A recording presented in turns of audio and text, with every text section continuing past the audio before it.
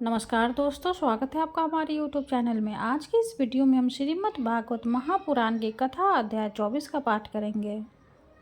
अध्याय 24 में हम पीठों की वंश परंपरा और प्रचेताओं को भगवान रुद्र के उपदेश के बारे में जानेंगे। तो आइए पाठ शुरू करते हैं।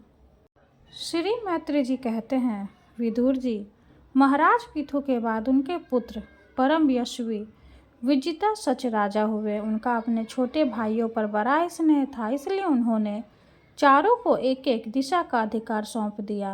राजा विजिताश्वर ने हर्ष क्षेत्र को पूर्व, धूम्रकेश को दक्षिण, विक्र को पश्चिम और द्रविण को उत्तर दिशा का राज्य दिया। उन्होंने इंद्र से अंतर्धान होने की शक्ति प्राप्त की थी, इसलिए उन्हें अंतर्धान भी कहते हैं। उनकी पत्नी का नाम शिंकनिधि था। उससे उनके 3 सुपुत्र हुए।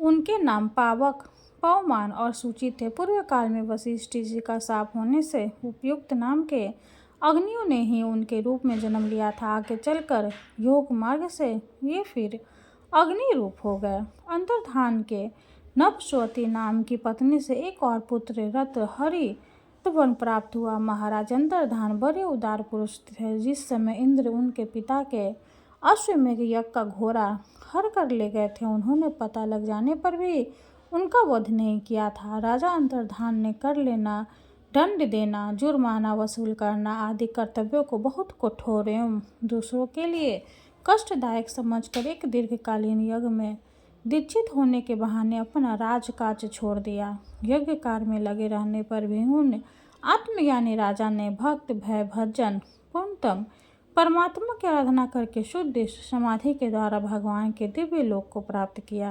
विदुर जी, हविर्धन की पत्नी हविर्धारिणी ने महर्षि पतगय, शुक्र, कृष्ण, सत्य और जितनमंत नाम के 6 पुत्र पैदा किए। कुरुक्षेत्र विदुर जी, इनमें हविर्धन के पुत्र महाभाग, बहिर्ष्यागी, कर्मकांड और योगाभ्यास में कुशल थे। उन्होंने प्रजापति का पद प्राप्त किया।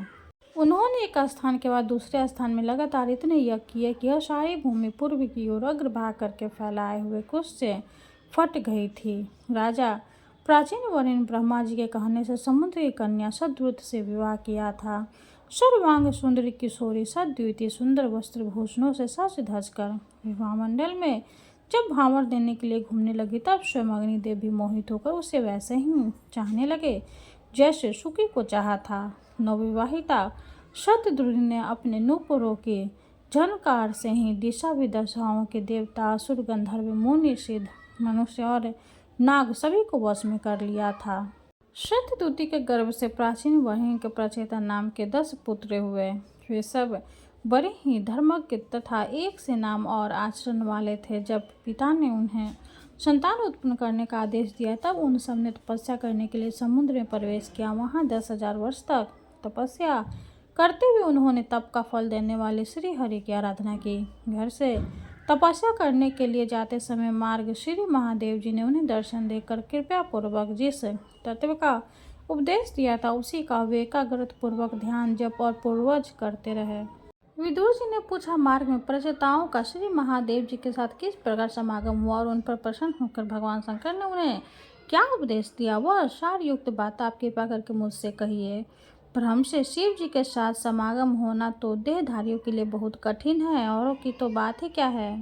मुनिजन भी सब प्रकार की आसक्ति छोड़कर उन्हें पाने के लिए उनका निरंतर ध्यान ही किया करते हैं, किंतु सहज में पाते नहीं। यद्यपि भगवान शंकर आत्मा राम है, उन्हें अपने लिए कुछ न करना है न पाना, तो भी इस सृष्टि की रक्षा के लिए वे अपनी घोर रूपा शक्ति शिवा के साथ सर्वत्र विराजते रहते हैं। श्री मैत्री जी ने कहा, विदुर जी, साधु स्वभाव प्रचेता गणपिता की आज्ञा शुरू धार्य कर तपस्या में चित्त लगा पश्चिमी की ओर चल दिया। चलते चलते उन्होंने समुद्र के समान विशाल एक सरोवर देखा। वहाँ महापुरुषों के चित्त के समान बड़ा ही स्वच्छ था। उसमें रहने वाले मत्स्य आदि जल जीव भी प्रसन्न जान पड़ते थे। उसमें नीलकमल, लाल कमल, रात में, दिन में और सायंकाल में खिलने वाले कमल तथा इंद्रवीर आदि कई प्रकार के कमल सुशोभित थे।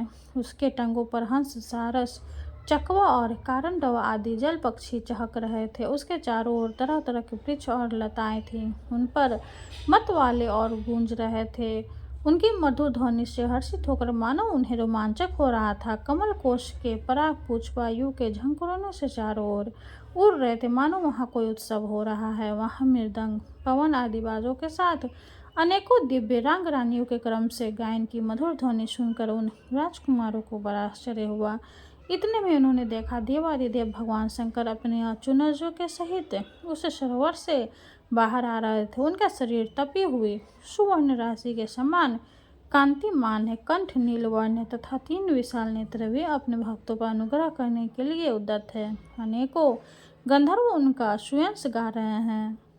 उनका सहसा दर्शन पाकर परिचिताओं को बड़ा कुतूहल हुआ और उन्होंने शंकर जी के चरणों में प्रणाम किया। तब शरणागत भयहारी धर्म वत्सल भगवान शंकर ने अपने दर्शन से प्रसन्न हुए उन धर्मज्ञ और शील संपन्न राजकुमारों से प्रसन्न होकर कहा, श्री महादेव जी बोले, तुम लोग राजा प्राचीन वर्णी के पुत्र हो, तुम्हारा कल्याण हो। तुम जो कुछ करना चाहते हो वो भी मुझे मालूम है। इस समय तुम लोगों पर कृपा करने के लिए ही मैंने तुम्हें इस प्रकार दर्शन दिया है। जो व्यक्ति अव्यक्त प्रकृति तथा जीव संज्ञक पुरुष इन दोनों के नियामक भगवान वासुदेव के साक्षात शरण लेता है वह मुझे परम प्रिय है। अपने वर्णाश्रम धर्म का भली भांति पालन करने वाला पुरुष 100 जन्म के बाद ब्राह्मण के पद को प्राप्त होता है और इससे भी अधिक पुण्य होने पर वह मुझे प्राप्त होता है। परंतु जो भगवान का अन्य भक्त है वह तो मृत्यु के बाद सीधे भगवान विष्णु के उस शौर्य पदचित पद परम पद को प्राप्त हो जाता है, जिसे रुद्र रूप में स्थित मैं तथा अन्य अधिकारिक देवता अपने अपने अधिकार की समाप्ति के बाद प्राप्त करेंगे। तुम लोग भगवान भक्त होने के नाते मुझे भगवान के समान ही प्यारे हो। इस प्रकार भगवान के भक्तों को भी मुझसे बढ़कर और कोई भी प्रिय नहीं होता। अब मैं तुम्हें एक बड़ा ही पवित्र, मंगलमय और कल्याणकारी स्रोत सुनाता हूँ। इसका तुम लोग शुद्ध भाव से जप करना। श्री मैत्री जी कहते हैं, तब नारायण परायण करुणा हृदय भगवान शिव ने अपने सामने हाथ जोड़कर खड़े हुए उन राजपुत्रों को यह स्रोत सुनाया। भगवान रुद्र स्तुति करने लगे, भगवान आपका उत्कर्ष उच्च कोटि के आत्मज्ञानियों के कल्याण के लिए, निजान नंद लाभ के लिए है, उससे मेरा भी कल्याण हो। आप शब्द अपने नृत्य से परमानंद स्वरूप में ही स्थित रहते हैं। ऐसे सर्वात्मक आत्मरूप आपको नमस्कार है। आप पद नाम समस्त लोगों के आदि कारण हैं। भूत सूक्ष्म तन मात्र और इंद्रियों के नियमता शांत एक रस और स्वयं प्रकाश वासुदेव भी आप ही हैं। आपको नमस्कार है। आप ही सूक्ष्म अनंत और मुखाने के द्वारा संपूर्ण लोक का संहार करने वाले आहार के अधिष्ठा शंकर तथा जगत के प्रकृष्ट ज्ञान के उद्गम स्थान बुद्धि के अधिष्ठाता प्रद्युम्न है। आपको नमस्कार है। आप हो इंद्रियों के स्वामी मनस्त्र तो के अधिष्ठा भगवान अनिरुद्ध है। आपको बार बार नमस्कार है। आप अपने तेज से जगत को व्याप्त करने वाले सूर्य हैं। पूर्ण होने के कारण आप में वृद्धि और क्षय नहीं होता। आपको नमस्कार है। आप स्वर्ग और मोक्ष के द्वारा निरंतर पवित्र हृदय में रहने वाले हैं। आपको नमस्कार है। आप ही सुवर्ण रूपी वीर से युक्त और चतुर्होत्र कर्म के साधन तथा विस्तार करने वाले अग्निदेव हैं। आपको नमस्कार है। आप पितर और देवताओं के पोषक सोम है तथा तीनों वेदों के अधिष्ठा है। हम आपको नमस्कार करते हैं। आप उस समस्त प्राणियों को तृप्त करने वाले सर्वस्वरूप है। आपको नमस्कार है। आप समस्त प्राणियों के देह, पृथ्वी और विराट स्वरूप हैं तथा त्रिलोक की रक्षा करने वाले मानसिक, इंद्रियक और शारीरिक शक्ति स्वरूप वायु प्राण है। आपको नमस्कार है। आप ही अपने गुण शब्द के द्वारा समस्त पदार्थों का ज्ञान करने वाले तथा बाहर भीतर का भेद करने वाले आकाश तथा आप ही महान पुण्यों से प्राप्त होने वाले परम तेजो में स्वर्ग, वैकुंठ आदि लोक है। आपको पुनः पुनः नमस्कार है। आप पितृलोक की प्राप्ति करने वाले प्रवृत्ति कर्म रूप और देवलोक को प्राप्ति के साधन निविध कर्म रूप हैं तथा आप ही अधर्म के फलस्वरूप दुखदायक मृत्यु है। आपको नमस्कार है। नाथ, आप ही पुराण पुरुष तथा सांख्य और योग के अधीश्वर भगवान श्री कृष्ण हैं। आप सब प्रकार को कामनाओं की पूर्ति के कारण साक्षात मंत्र मूर्ति और महान धर्म स्वरूप है। आपकी ज्ञान शक्ति किसी प्रकार कुंडित होने वाली नहीं है। आपको नमस्कार है। नमस्कार है।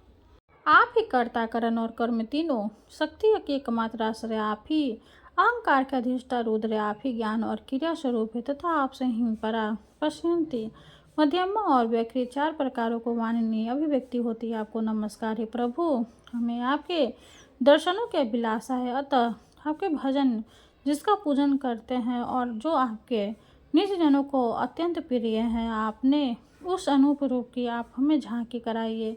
आपका वह रूप हमने गुणों के समस्त इंद्रियों को तृप्त करने वाला है। वह वर्षाकालीन मेघ के समान स्किंद श्याम और संपूर्ण सौंदर्य का सार स्वस्थ सुंदर चार विशाल भुजाएं महामनोहर मुखारविंद कमल दक दल के समान नेत्र सुंदर और सुगंध नसिका मन मोहिनी दंत पक्ति अमोल कपोल युक्त मनोहा मुखमंडल और शोभाशाली समान कर्णयुग है।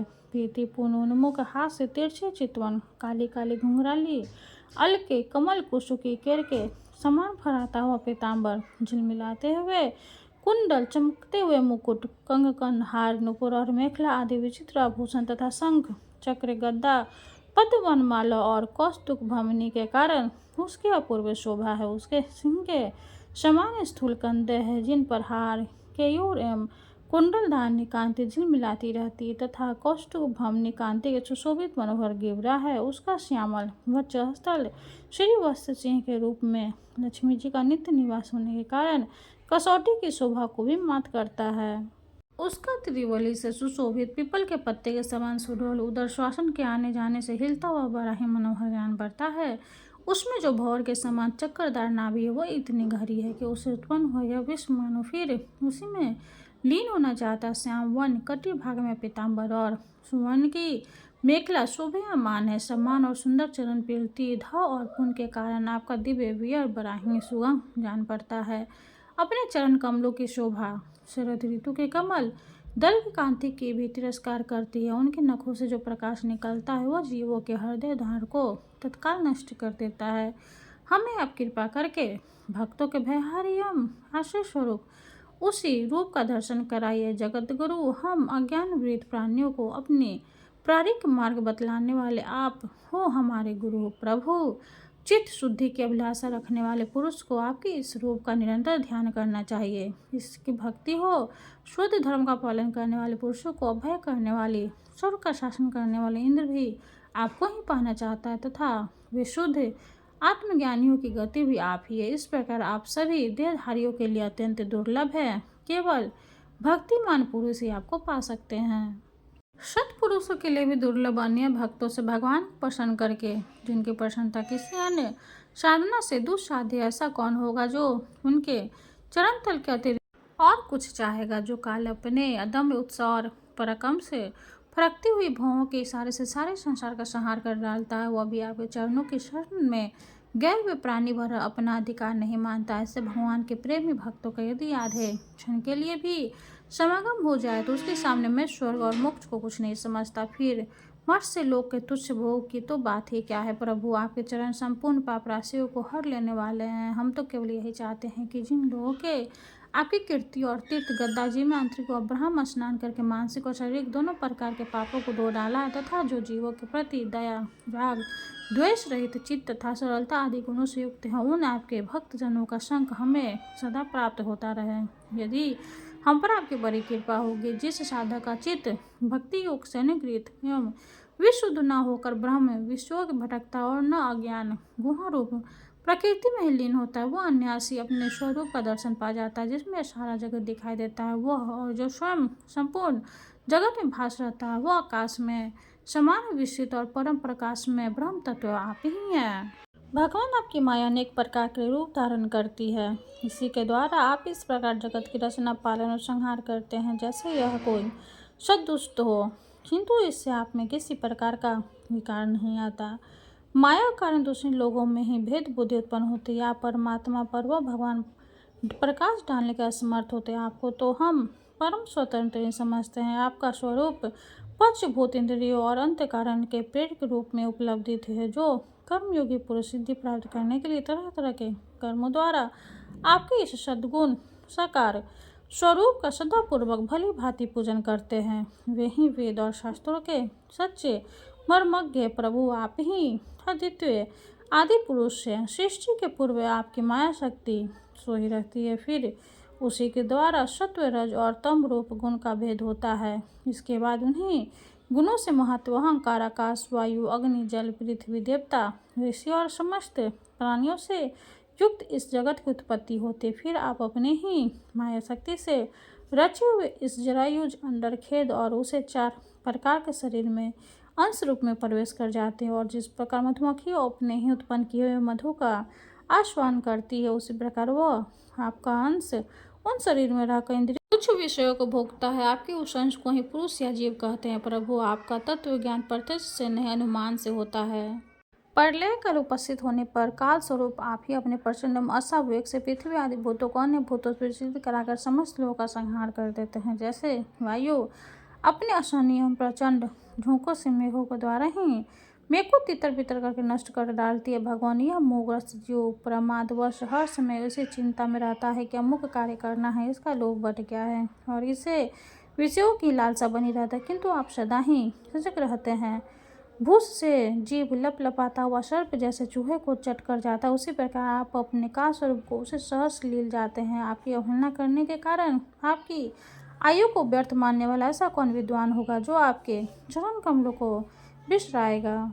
इसकी पूजा तो काल की आशंका से ही हमारे पिताजी और स्वयंभू आदि 14 गणुओं के भी बिना कोई विचार किए केवल श्रद्धा से ही की थी। ब्रह्म ने इस प्रकार सारा जगत स्वरूप काल के भय से व्याकुल है। तथा परमात्मा इन तत्वों को जानने वाले हम लोगों तो इस समय आप ईश्वरता भय सुनाश रहे हैं। राजकुमारों, तुम लोग विशुद्ध भाव से स्वधर्म का आचरण करते हुए भगवान में चित्त लगाकर मेरे कहे हुए इस स्रोत का जप करते रहो। भगवान तुम्हारा मंगल करे। तुम लोग अपने अंतःकरण में स्थित उन सर्वभूतान्मय परमात्मा श्री हरि को बार बार स्वतन और चिंतन करते हुए पूजन करो। मैंने तुम्हें योगादेश नामक श्लोक सुनाया है, तुम लोग इसे मन से धारण कर मुनित व्रत का आचरण करते हुए इसका एकाग्रता से आदरपूर्वक अभ्यास करो। यह श्लोक पूर्व काल में जगत व्यवहार के इच्छुक प्रजापतियों द्वारा भगवान महान जी के प्रजा उत्पन्न करने की इच्छा वाले हम भेगु आदि अपने को पुत्रों को सुनाया था। जब हम प्रजापतियों को प्रजा का विस्तार करने की आज्ञा हुई, तब इसी के द्वारा हमने अपना ज्ञान निवेद करके अनेक प्रकार के प्रजा उत्पन्न की थी। अब भी जो भगवान परायण पुरुष इसका एकाग्र चित्त से नित्य प्रति जप करेगा, उसका शीघ्र कल्याण हो। इस लोक में प्रकार के कल्याण साधनों में मोक्षदायक ज्ञान ही सबसे श्रेष्ठ है। ज्ञान नौका पर चढ़ा हुआ पुरुष अनायास ही इस दुरूह संसार सागर को पार कर लेता है। यद्यपि भगवान की आराधना बहुत कठिन है, किंतु मेरे कहे हुए इस स्रोत का जो श्रद्धापूर्वक पाठ करेगा, वह सुगमता से ही उनकी प्रसन्नता प्राप्त कर लेगा। भगवान ही संपूर्ण कल्याण साधकों के एकमात्र प्यारे प्राप्त हुए हैं। अंत मेरे गाए हुए इस स्रोत के गान से उन्हें प्रसन्न करके वह स्थिर चित्त होकर उनसे जो कुछ चाहेगा प्राप्त कर लेगा। जो पुरुष उषा काल में उठकर इसे श्रद्धापूर्वक हाथ जोड़कर सुनता या सुनाता है, वह सब प्रकार के कर्म बंधनों से मुक्त हो जाता है। राजकुमारों, मैंने तुम्हें जो यह परम पुरुष परमात्मा का श्लोक सुनाया, इसे एकाग्रचित्त से जपते हुए तुम महान तपस्या करो। तपस्या पूर्ण होने पर इसी से तुम्हारे अभीष्ट फल प्राप्त हो जाएगा। 24वां अध्याय समाप्त हुआ। हरे कृष्णा। अब हम शिव जी की आरती करेंगे। ओम जय शिव ओमकारा, स्वामी जय शिव ओमकारा, ब्रह्मा विष्णु सदाशिव अर्धांगिनी धारा। ओम जय शिव ओमकारा, स्वामी जय शिव ओमकारा, एकानन चतुरानन पंचानन राजय, हंसानन गरुड़ासन विश्ववाहन साजय। ओम जय शिव ओमकारा, स्वामी जय शिव ओमकारा, दो भुज चार चतुर भुज दश भुज अति शोहे, त्रिगुण रूपिणी रखते त्रिभुवन जन मोहे। ओम जय शिव ओमकारा, अक्षमाला वनमाला मुंडमाला धारी, त्रिपुरारी कनसारी करिमाला धारी। ओम जय शिव ओमकारा, श्वेतांबर पीतांबर बाघंबर अंगे, शनकादिक गरुनादिक भूतादिक संगे। ओम जय शिव ओमकारा, गढ़ के मध्य कमंडलो चक्र त्रिशूलधारी, सुखकारी दुखहारी जग पालनकारी। ओम जय शिव ओमकारा, ब्रह्मा विष्णु सदाशिव जानते अविवेका, मधु कैटभ दो मारे सूर्य भयहीन करे। ओम जय शिव ओमकारा।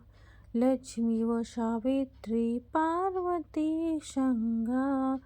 पार्वती अर्धांगी शिव लहरी गंगा। ओम जय शिव ओमकारा। पर्वत सोहे पार्वती शंकर कैलाशा। भांग धतुर का भोजन भस्मी में वासा।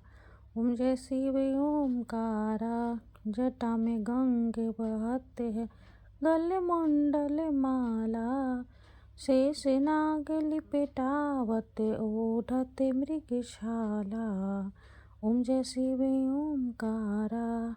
काशी में विराज विश्वनाथ नंदी ब्रह्मचारी। नित्य उठे दर्शन पावत महिमा अति भारी। ओम जय शिव ओमकारा। त्रिगुण स्वामी जी की आरती जो कोई नर गावे। कहते शिवानंद स्वामी भजते शिवानंद स्वामी। मन वांछित फल पावे। ओम जय शिव ओमकारा। शंकर भगवान की जय हो। हर हर महादेव। वीडियो अगर अच्छी लगे तो लाइक कर दे, चैनल को सब्सक्राइब कर दे। धन्यवाद।